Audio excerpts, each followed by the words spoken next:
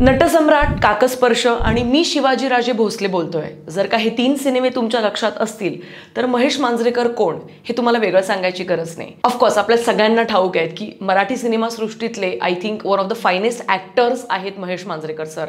आणि एक उत्तम दिग्दर्शक सुद्धा आहेत, उत्तम लेखक सुद्धा आहेत, त्याचबरोबर उत्तम पटकथा रंगवणारे सुद्धा आहेत.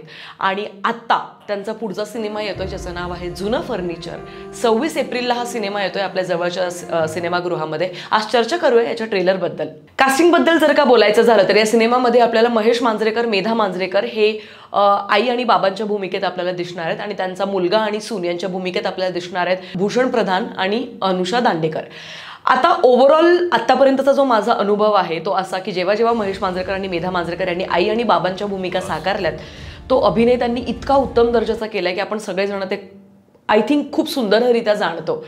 तर आता या सिनेमाची ओव्हरऑल जी एक आपल्याला रूपरेषा दिसते ती अशी की ऑफकोर्स आत्ताच्या काळातलं जे भयाण वास्तव आहे की शहरांमध्ये असणारे जे वृद्धाश्रम आहेत त्यांची वाढती संख्या आणि जी मुलं परदेशात जातात किंवा जी मुलं मोठी झाल्यानंतर आईबाबांना घरातनं हकलून देतात किंवा रस्त्यावरती आणतात किंवा त्यांचे मेडिकल जबाबदाऱ्या घेत नाहीत, त्यांचे एक्सपेन्सेस उचलत नाहीत, तर अशा पद्धतीची जी नालायक मुलं असतात किंवा असंस्कारी मुलं जी असतात तर या गोष्टीच्या आजूबाजूला फिरणारा हा सिनेमा आहे.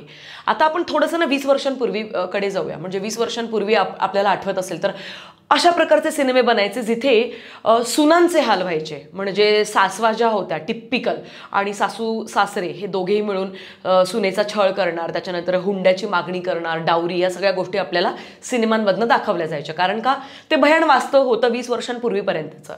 आता जर का थोडंसं 10 वर्षांपूर्वीकडे जर का आपण गेलो तर हुंडा, डावरी याच्यावरच्या थोडेसे सिनेमे कमी होत गेले. पण मग बागबानसारखा सिनेमा आला ज्याच्यामध्ये अमिताभ बच्चनने ज्या पद्धतीने भूमिका साकारली. मला अजून आठवतं की त्या बागबानवरनं लहानपणी आपल्या आईबाबांनी आपल्याला चांगली टोमणी मारली की तुम्ही पण मोठेपणी असेच होणार आहेत वगैरे वगैरे. जोक्स अपार्ट, पण मला असं वाटतं की हा जो सिनेमा होता बागबान याने सुद्धा सगळे रेकॉर्ड्स तोडले आणि सगळ्यांच्या तो पसंतीस उतरला. कारण का तो त्यावेळेसची भयान वास्तव परिस्थिती दाखवणारा होता.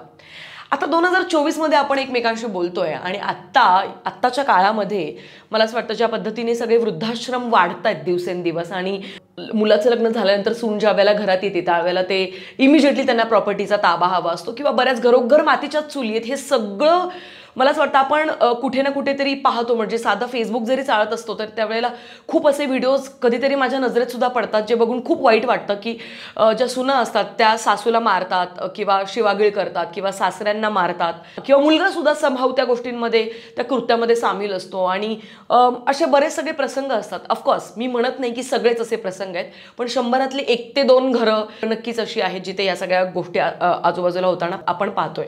कारण ज्या पद्धतीने अनुषा दांडेकरचा डायलॉग आहे सिनेमात, स्वतःच्या सख्या मुलाला उद्ध्वस्त करताना लाज कशी वाटत नाही ह्या म्हाताराला. तर या पद्धतीचे जे यमक असतात, आपण थेरड्या म्हाताऱ्या, ह्या पद्धतीने ज्या घरात सासऱ्यांना जर का बोलवलं, ज्या नावाने जर का हाक मारली जात असेल, तुम्हाला कळत असेल की त्या पद्धतीच्या सिच्युएशन्स आहेत आजूबाजूला. आणि मला असं वाटतं की ह्या गोष्टीवरती आवाज उठवणं किंवा त्या गोष्टीवरती सिनेमा बनवणं खऱ्या अर्थाने खूप गरजेचं आहे. आणि कारण का आजकाल ना आपण ज्या पद्धतीने OTT वरती असतील किंवा सिनेमागृहात येणारे सिनेमे असतील हे अजिबात कौटुंबिक राहिलेले नाही आहेत. म्हणजे लिटरली प्रत्येक दुसऱ्या सिनेमामध्ये शिवागीळ, अश्लीलता आणि घाणेरडे डबल मिनिंगचे जोक्स हे सगळे मला असं वाटतं इतकं कॉमन झालंय की आजकाल ना आईबाबांना घेऊन सिनेमागृहात जायचं पण आहे का नाही बाबा रे, चुकून एखादा किसिंग सीन येईल, चुकून एखादा घाणेरडा सीन येईल की काय, असं कुठेतरी भीती असते. त्याच्यामुळे आपण त्यांना घेऊन जात नाही. किंवा घरी सुद्धा सिनेमा सोबत 4 जण बसून बाबा कधी पाहिला 8वा शेवटचा सिनेमा. सो ह्या भयान परिस्थितीमध्ये महेश मांजरेकर सरांसाठी माझ्या मनात त्याच्याचमुळे खूप खूप रिस्पेक्ट आहे. कारण यांचे इथून मागचे जेवढे सिनेमे आहेत हे सगळे उत्तम दर्जाचे दर्जाचे सिनेमे त्यांनी बनवलेले आहेत. आणि असे सिनेमे असतात जे संपूर्ण फॅमिली मेंबर्सला सोबत घेऊन आपण पाहू शकतो. ओव्हरऑल मी या सिनेमासाठी प्रचंड एक्सायटेड आहे.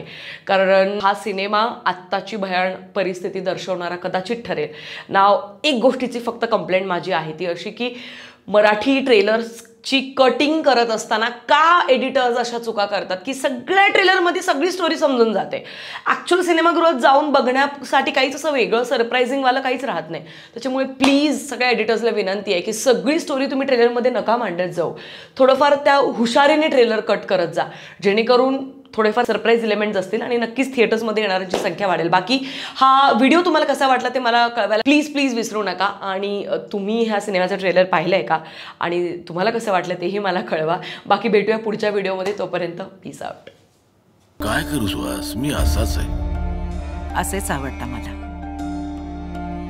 आणि तो चष्मा द्या इकडे.